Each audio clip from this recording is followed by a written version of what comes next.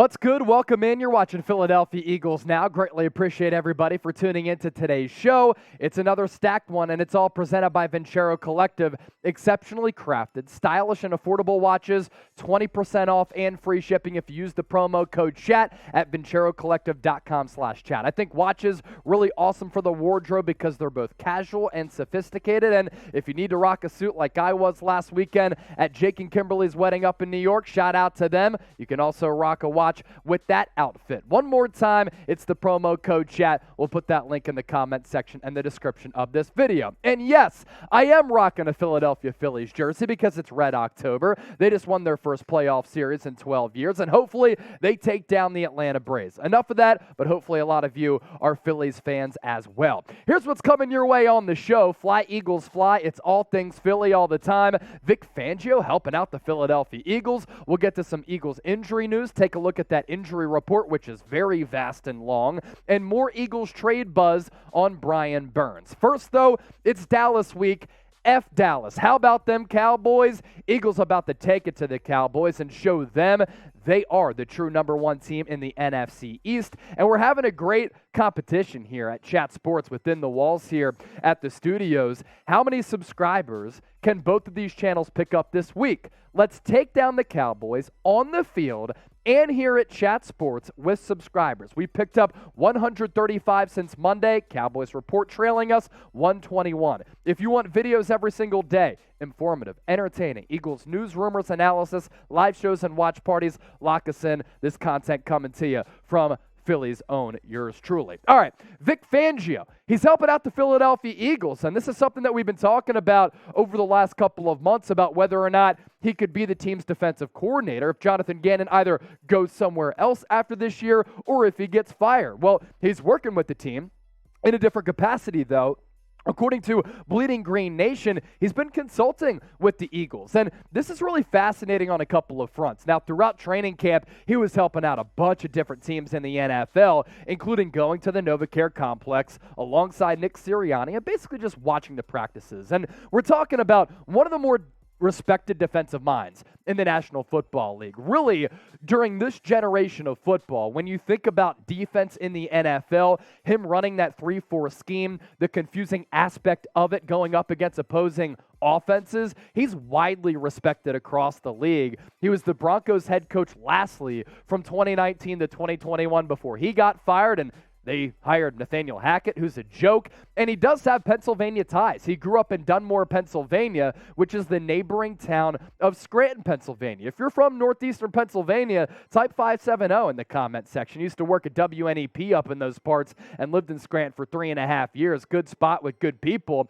And even though he's not working technically as a coach this year, after this year, Vic Fangio going to be one of the more sought-after DCs on the market, depending on what jobs open. Some of his notable stops started his NFL coaching career in 1986. He actually did begin his coaching career at his alma mater, Dunmore High School, under their legendary coach back in the day. And then recently, awesome 49ers defensive coordinator with the San Francisco 49ers from 2011 to 2014.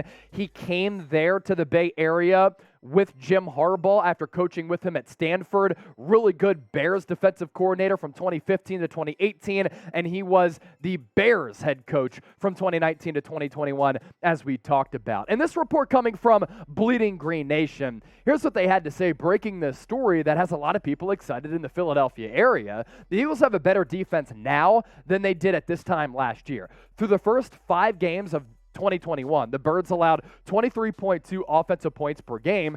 This year, the Birds have allowed just 16 offensive points per game. There are multiple reasons for the improvement. Key factors include an improved roster, a more experienced staff, schematic continuity, and opponent quality differences. Jonathan Gannon ultimately deserves credit for overseeing better results, which he does, and it might not hurt that the Eagles defensive coordinator has had assistance from someone dubbed as, quote, the most influential defensive coordinator in the modern NFL. The Eagles are currently consulting with former Denver Broncos head coach and longtime NFL DC Vic Fangio, a source tells Bleeding Green Nation. More thoughts on that coming up around the corner, and really, we're only getting started on today's show. You don't want to miss any of it. But as I mentioned off the top of the show, support for today's episode comes from Vincero Collective. If you aren't familiar with Vincero, they make exceptionally crafted and stylish watches, all at affordable prices. Other premium handcrafted watches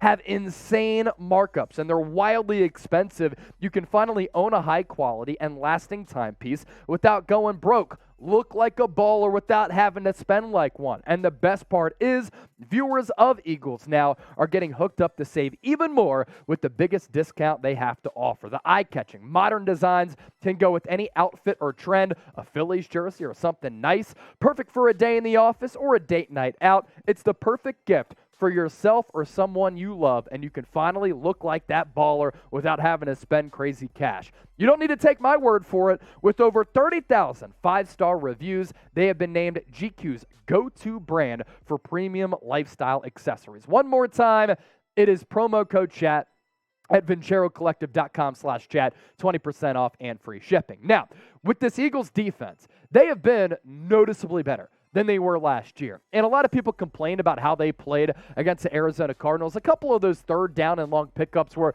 inexcusable. The coverage was way too soft. But honestly, I thought the Eagles played a pretty solid defensive game. And let's say that the Eagles continue to ball out and they remain one of the best defensive units in the NFL throughout all of 2022. Jonathan Gannon might have some opportunities like he did last year after he interviewed for that Texans open gig to go somewhere else to become a head coach.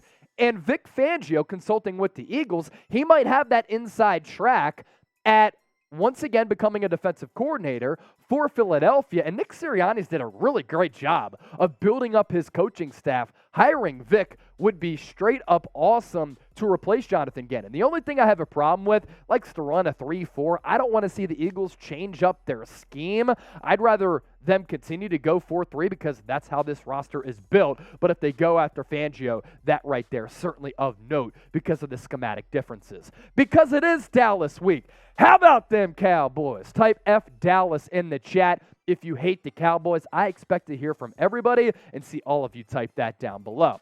Coming up next on the show, Eagles injury news. More Burge trade rumors around Brian Burns. And with this Eagles injury report, all of these players at the NovaCare Complex in South Philadelphia, limited participants. They're pretty banged up going into this Dallas game, and it's partially the cost that you pay when you're 5-0. Landon Dickerson, ankle. Jake Elliott, ankle. Kenneth Gainwell, rib. Patrick Johnson, concussion. Jason Kelsey, ankle. Avonte Maddox, ankle. Jordan Mailata, shoulder. And Isaac Seumalo, ankle. Now, a couple of those players did miss that game against Arizona. The glass half full approach here is that some of this is progress because a guy like Jordan Mailata did not practice at all last week. So the fact that he's practicing at least a little bit as the Eagles get set for their best matchup against one of the better defensive teams up to this point in the regular season, it's important to have that offensive line full go to allow this Eagles offense to fully tap into their fullest potential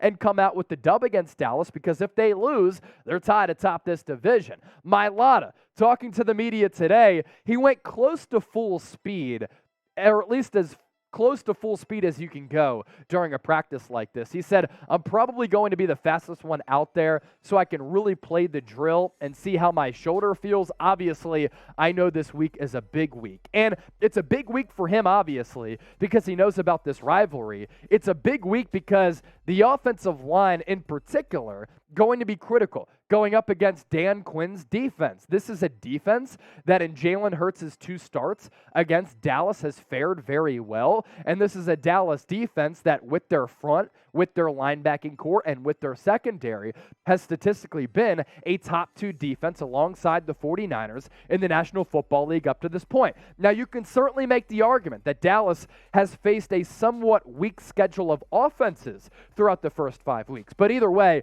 they have some dogs on the defensive side of the ball. Eagles have to bring their best game at Lincoln Financial Field, as it's going to be sold out, on and popping in South Philadelphia. We will be doing a watch party for it on Sunday. Make sure you subscribe, turn on those noties, and join us. So with this game, your opportunity to get your predictions in.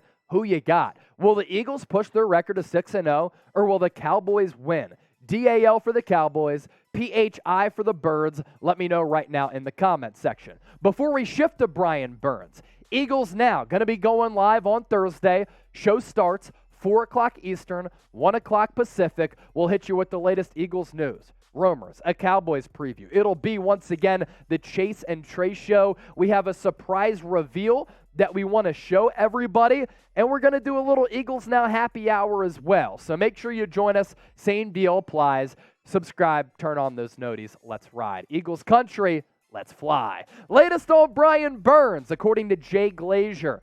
Teams will reach out to the Carolina Panthers about one of the more premier edge rushers in the game. And according to reports, as of right now, the Panthers not planning to move Brian Burns, who since coming into the league in 2019 has been a spectacular player. Now, they might have plans to hold on to some of their core foundational pieces. They also might be trying to increase that trade value here by saying something like that we're not planning on trading any of these guys because we want your best offer. As for some of the teams reportedly showing interest in Burns, Eagles, Cardinals, Titans, and all of those teams do have a need at that edge rusher spot.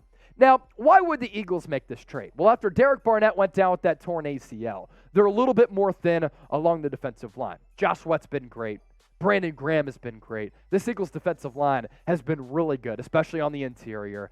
Jordan Davis played the best game that he's played as a rookie so far against Arizona. He was so disruptive. You bring in a guy like Brian Burns, where the focus has to more so shift to a player like that, everybody else gets more opportunities. And the Eagles need an edge. They have the draft assets. Burns is somewhat affordable with this contract. And I'll tell you what, this guy's really good with 1 year remaining on his contract after this year. He will be looking for a new deal, and the Eagles will probably have to give up one of those first-round picks. But they can do it because they have those assets. This year, 4 sacks for Burns in 5 games. And this has really been a trend for him his entire NFL career. 2021, 9 sacks, 4 pass breakups. 2020, 9 sacks, 4 pass breakups, 3 forced fumbles. So this guy really disruptive at getting after the opposing quarterback, but also forcing turnovers. You're looking at a guy who has had a lot of sack production so far in his NFL career. We do the quick math here. 9 plus 9 equals 18.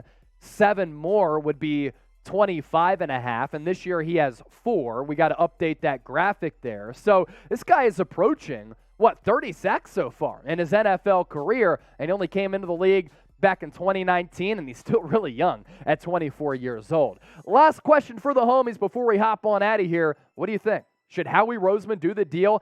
How he do that? Give me a D for do the deal. P for too pricey. Let me know. Embrace debate. Join the conversation down in the comment section. Go Phillies. Let's hope that they get a Game 2 victory with Zach Wheeler taking the bump. Go Eagles. E-A-G-L-E-S. And we'll see you tomorrow, Thursday, for our live show.